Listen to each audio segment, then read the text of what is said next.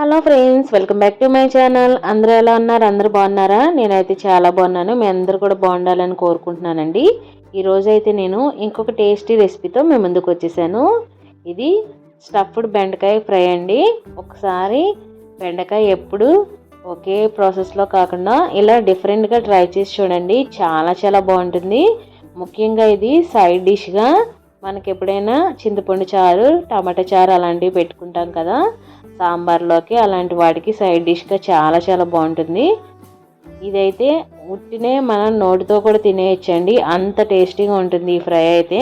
మరి ప్రాసెస్ అయితే చూసేద్దాం. మరి ఫస్ట్ అయితే ఒక ప్యాన్ తీసుకొని ఒక 1 స్పూన్ శనగపప్పు, 1 స్పూన్ మినపప్పు, ఒక 1 స్పూన్ ధనియాలు, కొంచెం జీరా, తర్వాత ఒక 2 స్పూన్స్ వరకు పల్లీలు వేసుకున్నానండి. అలాగే ఎండు కొబ్బరి ముక్కలు కూడా వేసుకొని లో ఫ్లేమ్లోనే ఇలా ఫ్రై చేసుకుంటున్నాను. తర్వాత ఒక 1 స్పూన్ వరకు వేపిన శనగపప్పు వేసుకున్నాను నేను. తర్వాత వెల్లుల్లి రబ్బలు కూడా వేసుకొని తర్వాత ఒక 1 స్పూన్ వరకు నువ్వులు కూడా యాడ్ చేసుకుంటున్నానండి. ఇలా యాడ్ చేసుకొని లో ఫ్లేమ్లో ఫ్రై చేసుకున్న తర్వాత ఫ్లేమ్ ఆఫ్ చేసేసి చల్లారిన తర్వాత మిక్సీ పట్టేసుకుందాం. మనం మిక్సీ జార్లోకి వేసేసుకొని తర్వాత కొంచెం పసుపు, తర్వాత సరిపడా కారం కూడా వేసుకుంటున్నాను. తర్వాత కొంచెం సాల్ట్ కూడా వేసుకుంటున్నానండి. ఎక్కువ వేసుకోకండి, ఉప్పు ఎక్కువైపోతుంది. కొంచెం వేసుకొని ఇలా పొడి కొట్టేసుకున్నాను నేను. ఇప్పుడు దీంట్లోకి మనం స్టఫింగ్లోకి కొంచెం వాటర్ అయితే పోసుకొని పేస్ట్ లాగా రెడీ చేసేసుకుందామండి.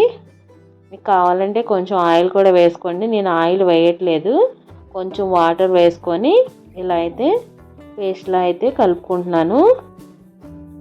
ఇలా పేస్ట్లా కలుపుకోవడం వల్ల మనం బెండకాయ ముక్కల్లోకి స్టఫ్ చేసుకోవడానికి చాలా ఈజీగా ఉంటుంది.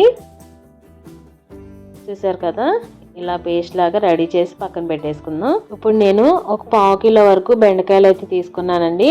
బాగా లేతగా ఉన్న బెండకాయలు, అలాగే చిన్నగా ఉన్న బెండకాయలు నేను ఇలా అయితే తీసుకున్నాను. ఈ బెండకాయలన్నింటినీ చక్కగా క్లీన్ చేసేసుకొని ఇలా అటు ఇటు ఉన్న ఎడ్జెస్ అయితే కట్ చేసేసుకున్నానండి. ఇప్పుడు ఇలా నేను మధ్యకి చాక్తో ఇలా కట్ చేసుకుంటున్నాను. కట్ చేసుకొని ఇలా మధ్యలో మనం అయితే అప్పుడు ఆ స్టఫింగ్ మొత్తాన్ని అయితే ఈ మధ్యలో పెట్టేసుకుందాం. ఇలా మొత్తం అన్ని బెండకాయలను కూడా ఇలా మధ్యలోకి గాలి పెట్టి కట్ చేసుకోండి.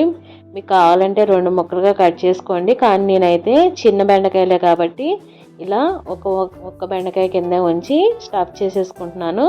పెద్ద బెండకాయలు అంటే 2 ముక్కలుగా ఇలా కట్ చేసుకొని పెట్టుకోండి. చిన్న బెండకాయలు అయితే ఇలా ఒక బెండకాయ కింద స్టఫ్ చేసుకుంటే మనం సరిపోతుంది. మనం ఆ మసాలా పేస్ట్లోనే ఉప్పు కారాలన్నీ కరెక్ట్గా వేసుకోవాలి, లేకపోతే చప్పగా ఉంటుందండి. తర్వాత మనం ఉప్పు కారాలన్నీ అడ్జస్ట్ చేయలేము. నేను అందుకనే ఇలా మొత్తం చూసుకున్నా. నాకు ఉప్పు కారం అయితే సరిపోయింది. తర్వాత స్టఫ్ చేసుకున్న తర్వాత ఫ్రై చేసుకున్న తర్వాత కొంచెం పైన యాడ్ చేసుకుంటాను కారం అలాంటివి ఏమైనా కావాలంటే. తర్వాత ఇప్పుడు అదే ప్యాన్లో ఆయిల్ అయితే వేసుకుంటున్నాను ఫ్రైకి సరిపడా. ఇప్పుడు పోపు దినుసులు వేసేసుకుంటున్నాను. శనగపప్పు, మినపప్పు, తర్వాత ఆవాలు, ఇవన్నీ కూడా నేను 1 స్పూనే వేసుకుంటున్నానండి. ఈ పోపు దినుసులన్నీ బాగా వేగిపోయిన తర్వాత ఇప్పుడు మిర్చి యాడ్ చేసుకుంటున్నాను. నేను ఒక 2 మిర్చి అయితే ఇలా స్లైసెస్లా కట్ చేసుకొని యాడ్ చేసుకుంటున్నాను. తర్వాత కొంచెం కరివేపాకు కూడా వేసుకొని ఇలా ఫ్రై చేసేసుకుంటున్నాను. కొంతమంది ఇలా పోపు వేసుకోరండి, నేను వేసుకుంటున్నాను, బాగుంటుందని, ఫ్లేవర్ అంతా చక్కగా ఉంటుందని. మీకు కావాలంటే వేసుకోండి, లేకపోతే స్కిప్ చేసేసుకోవచ్చు. ఇలా వేసుకుంటే ఫ్లేవర్ బాగుంటుందండి. కొంచెం ఇంగువ కూడా యాడ్ చేసుకొని మొత్తం ఇలా ఫ్రై చేసుకుంటున్నాను.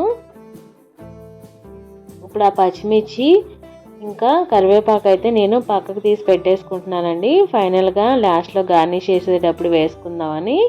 ఇప్పుడు బెండకాయ ముక్కలు ఉన్నాయి కదా, మనం స్టఫ్ చేసుకున్నవన్నిటిని కూడా ఇలా ఒక్కొక్కటిని లైన్గా అయితే వేసుకొని పెట్టుకొని లిడ్ క్లోజ్ చేసేసుకుంటున్నాను. ఇప్పుడు ఈ బెండకాయ ముక్కల్ని లిడ్ క్లోజ్ చేసి కాసేపు అయితే కుక్ చేసేసుకుందాం. ఇలా మొత్తం ఒకవైపు కుక్ అయిపోయిన తర్వాత రెండో వైపు టర్న్ చేసేసుకోవాలి. ఇలా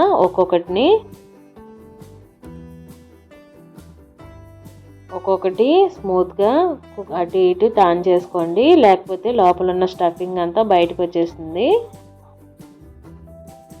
ఇది మనకి రైస్లో కలుపుకున్నా కానీ చాలా టేస్టీగా ఉంటుందండి. మీరు ఎక్స్ట్రాగా కొంచెం ఎక్కువగా మసాలా నూరుకుంటే కనుక ఇలా సపరేట్గా పక్కన వేసుకొని ఫ్రై చేసుకోండి, చాలా చాలా బాగుంటుంది.